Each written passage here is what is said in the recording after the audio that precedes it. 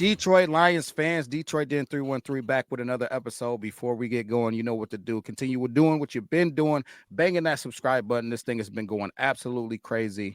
That said, today I think we got a hot one, a controversial one. I wasn't going to talk about it, man, but it kind of got a little saucy at work. A couple of people bringing the news, and then I seen it getting a little bit saucy on Twitter. So, Steve, hey, dog, what we talking about, dog? Like, disclaimer, hey, full disclaimer. All right. Lions have clinched a bye week. You know what that means?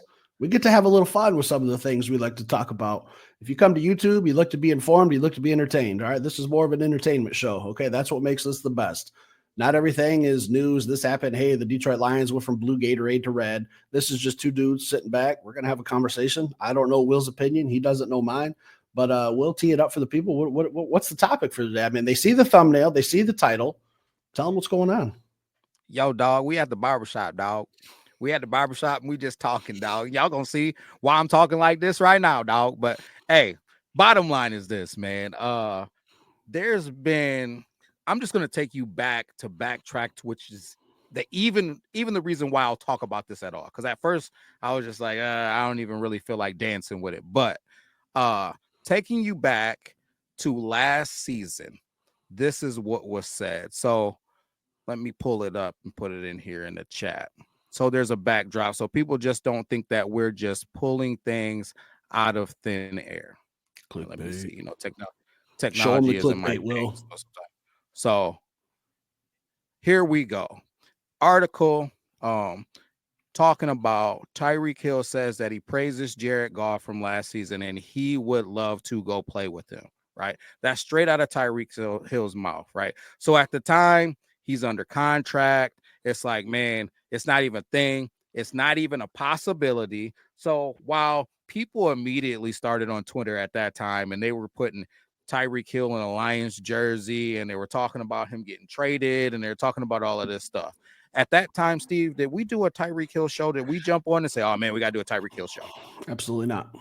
We did not. So, but I'm sure you guys have heard all of the hoopla going on with Tyreek Hill now. He's saying that he wants out of Miami. So just to give it a little bit of context for the people who haven't seen that, we'll load this in. I haven't been in the playoffs, man. So, I mean, for me, like I said, man, I just got to do what's best for me and my family, dog. If that's here, if that's wherever the case may be, man, I'm finna open that door for myself, dog. As I'm opening the door, like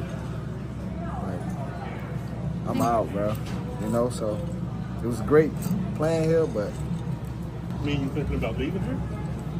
If it is, hey, I love it. Hey, dog, that's a guy that's out, dog. That's a guy that's out, dog. So listen, Tyreek Hill obviously wants out of Miami. He said it straight out of his mouth. He would absolutely love to play with Jared Goff. So my question to you and my question to everybody in the chat that's watching our show, number one, first things first, would you like to see Tyreek Hill as a Detroit Lion? Would you even like it? Would you even entertain it? If Brad Holmes went and got him, would you be excited about it? And I'm going to put a caveat on there because it would have to make sense because Brad Holmes isn't an idiot. I'm going to put it like this. If it was a one-year deal, if Brad Holmes said, hey, listen, man, this dude has a little bit of a shaky past. I don't know if he fits what we're trying to do, but I could see some benefits if he does fit. 1-year deal. I'll bring him in because that's a Brad Holmes things to do. Sometimes he'll bring guys in on a 1-year deal. If it doesn't work out, then he just kicks you out of town. So, Steve, laying it on the table. Tyreek Hill, 1-year deal. Are you buying or are you getting the heck out of town and kicking him off to the curb? First and foremost, all right, I have yet to see Brad Holmes make a huge, massive splash move in the offseason. So I'm aware. I'm aware of that. All right. We last season we needed a defensive end opposite of Aiden Hutchinson. Everyone wanted Daniil Hunter. There wasn't even an offer on the table. I'm aware Brad Holmes is very conservative when it comes to bringing people in. If we're just sitting back having fun and I have to be Brad Holmes,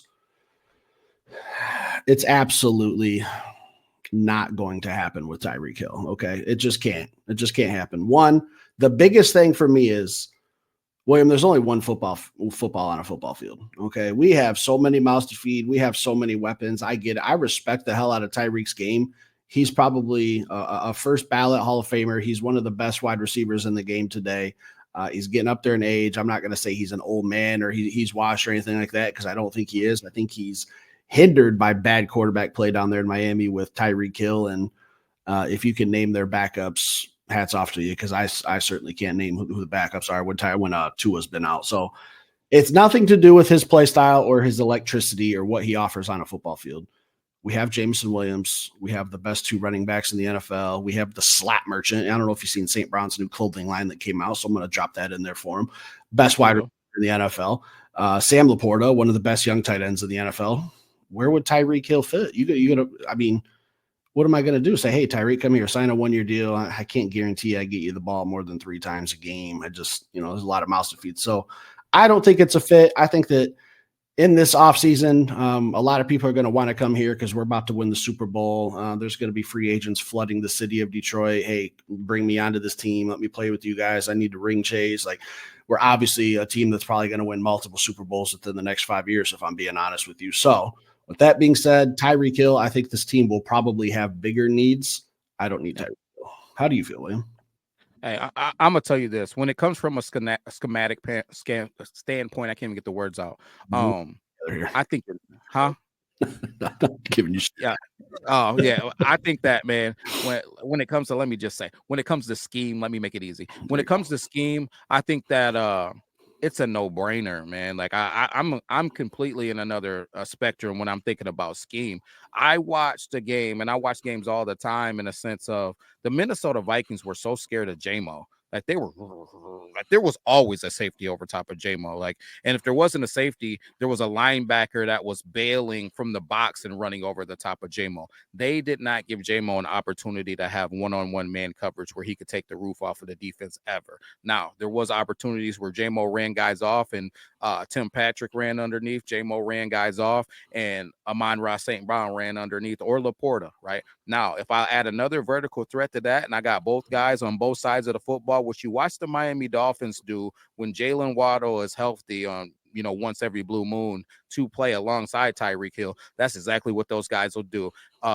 He'll have the jet motions going crazy, letting them see if he's got man coverage or not. He lets those guys run into their routes from already going, like already got those exotic cars going 100 miles an hour, and then they break up into 150 to 200 miles an hour.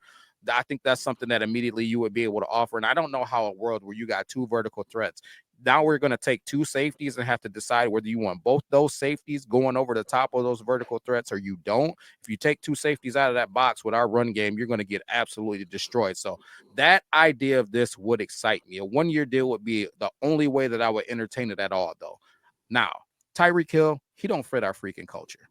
Right. The whole situation that he's got going on right now. He left Kansas City, went out to Miami, got $100 million bag. Now things ain't going his way, so he wants out of town. That's not the Detroit Lions. The Detroit Lions are a loyal team first type of mentality. They're a brotherhood. They're about going through the adversity together and coming out on the other side. That's not what he's showing right now. But I know Brad Holmes is a smart dude. If he sees somebody that he thinks is a risk and he thinks the risk is worth the reward, because it's in this league, it's no risk and no biscuit, right? That's why you see him with all these 1-year deals like Marcus Davenport. Everybody in the world knew that Marcus Davenport could have probably an 80% chance of ended up getting hurt, and he did, but he also knew when he's not hurt, he's an absolute beast. So he decided to take that risk. If Tyreek Hill came to town, it would be him ring chasing and him agreeing to come in on a 1-year deal. And then the moment that he got out of pocket, we would ship him out of town, right? So under those circumstances, I would entertain a Tyreek Hill because I think it makes our offense absolutely unstoppable. But if you're telling me anything besides a 1-year deal, it's laughable. It's laughable. Now, do I think that is truly a potential of happening? If I had to go 1 from 100, I would say 20%. And the only reason why I give it as much as 20% is because of his actual willingness to want to come to Detroit and just the ability that's there, the talent that's there. I think that you at least have to have the conversation. But outside of that, 80% chance it's not going to happen. But you give Ben Johnson, Tyreek Hill, along with J-Mo, and we still got Khalif Raymond under contract. We still got Timothy Patrick. right? And I think that truly Tyreek Hill will probably just step into Khalif Raymond's role. And if I got Tyreek Hill under those circumstances, I might make him do things that he's not used to doing. I might let him return some kicks. Who cares? If he gets hurt, so be it. It's a 1-year deal. Go back there and be electric and do some things you haven't got the opportunity to do your whole career. And if we lose you, we still got enough guys to be able to win. We essentially go back to the offense that we had, which was one of the best offense, averaging 33.3 points a game. What are we talking about? So I think that the reward would be there. But anything other than a 1-year deal, no. Well, you're from a scheme standpoint, you're 1000% right. If I'm literally just taking any player and they don't have a name, player X, and I'm plugging them in there with all the Tyreek Hill's attributes, it's a no-brainer. But this dude wants the football. All right. He's already got his ring. I can't even say he's ring chasing. He already won one with Kansas City and Patrick Mahomes. He went to Miami, got his money. Hey, I respect it. That's the name of the game. Get your ring, get your money, sail off into the sunset, enjoy your drinks on the beach, retire at a young age, enjoy your family time. He's done it all right, I think, in my opinion. I don't know why he wants out of Miami for those reasons, because I think he's got his ring, he's got his money. What's the problem? Do you want another ring? Then if that's the case, then you should have just stayed your ass in Kansas City, because they've gone on to win multiple Super Bowls without you. So I don't know what his motivation is. All right. Well, he's already got the two things an NFL player wants: be set up for the rest of your life and to have your legacy remembered as one of the greatest of all times with the Super Bowl. He checks all of those boxes. Why would he come to Detroit? I don't know. I mean, for those reasons, well, why would he come to Detroit? Because he's already got everything. I feel like I got the answer to that easy, man, because these guys, when you get to this level of sports, man, you got an ego that's this big. Like I don't even got enough box to put his ego in, right? He left Kansas City with an attitude that I'm going to go out to Miami, I'm going to get a bag, and then I'm going to go to this high-powered offense. And then he was getting some illegal recruiting that was telling him that they were going to be the greatest show on turf, and they were going to be out here doing all types of crazy things. The offense was going to be unstoppable. They were going to have all of this speed and do all of this cool stuff. Things didn't work out because, their quarterback had some health issues and some health problems, and he's not the greatest outside. Let's be real. So when they were having success, they got to that playoff run, they got outside in the cold. Those little slippery little fingers couldn't handle the cold, man. So it is what it is. So now I think that he still wants to prove that he can win a championship without Patrick Mahomes, because that was the asterisk for Tyreek Hill. Listen, what did Andy Reid say? Hey, listen, you're a great player, but we don't need you to win Super Bowls. And he bet on himself and said, yeah, you do. You guys ain't going to be shit when I leave here. Well, he was wrong, but he still can have the opportunity to go do something and show Andy Reid and all of the naysayers, hey, I can win a Super Bowl just like you guys can do it without me. I can do it without you. So if he comes to a spot like Detroit, he gives himself an opportunity to do just that. Be a guy that his legacy isn't attached to Patrick Mahomes. His legacy is attached to himself and being multiple places, winning rings. So I think that's what he gets offered. He gets offered the opportunity to come to Detroit, a place that doesn't have a Super Bowl, and be one of the pieces that helps us get over the edge. Again, I'm not saying that it's going to happen. I'm giving it a 20% chance just because of his ability and a 1-year deal potential. I think Brad Holmes may entertain a one-year deal for something like this, but I think all the stars will have to align. Tyreek Hill's agent will have to come to Brad Holmes, and Brad Holmes isn't going to go seek Tyreek Hill because Brad Holmes don't need Tyreek Hill. And he would have to say, listen, Tyreek understands how this looks. This isn't him.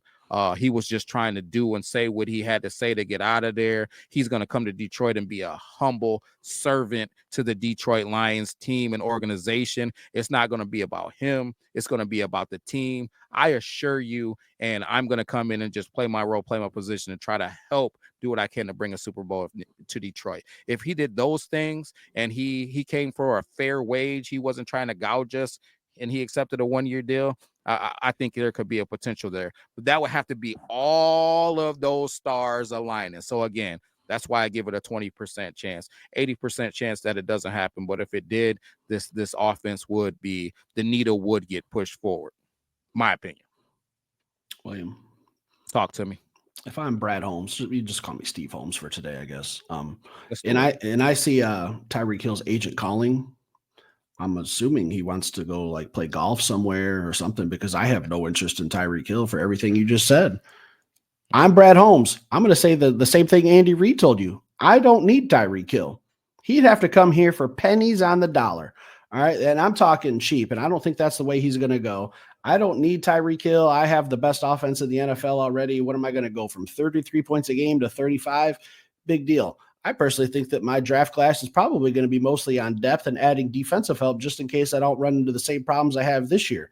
All right, just to bolster up a little bit. I don't need a diva wide receiver who threw a shot at Patrick Mahomes, the greatest quarterback in the game today, when he went to Miami and said Tua Tagovailoa throws the best deep ball I've ever had thrown to me. Let's be real. Let's be real, Tyreek. We all knew that was bullshit when you said it. I hate Patrick Mahomes, but I can respect his game. He's the best quarterback in the NFL right now. It's not even close. You went to Miami. The Chiefs have been winning Super Bowls every other season, except for this season when they run into them Detroit Lions down there in New Orleans. So I don't need Tyreek Hill. Okay. I think there's so many other things that this team could use. If we're talking luxuries, Tyreek Hill is probably at the bottom of my list when it comes to luxuries. Yeah, I'm not gonna say bottom of the list, man. I respect his game too much, but I don't think that I wouldn't go chasing him either. But if he was calling me begging and groveling, I would be a guy, and maybe I'm just silly.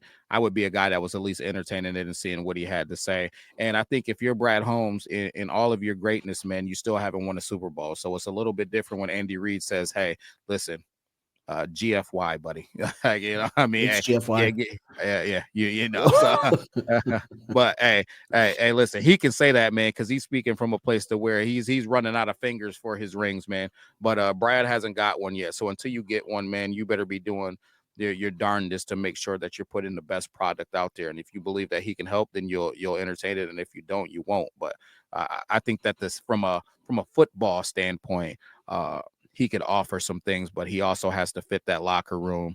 And would he be willing to do that is something that he would have to grovel and come very humbly to prove. And like I said, I'll say it again because I know people are going to want to hear it. You know, you got to sometimes with situations like this, you got to tell them 20% chance. This isn't something that I'm banking on, but I did think that it was worth getting on here and talking about because it was buzzing a little bit on Twitter. And I remember the situation from last year when he said that he would love to play with Jared Goff.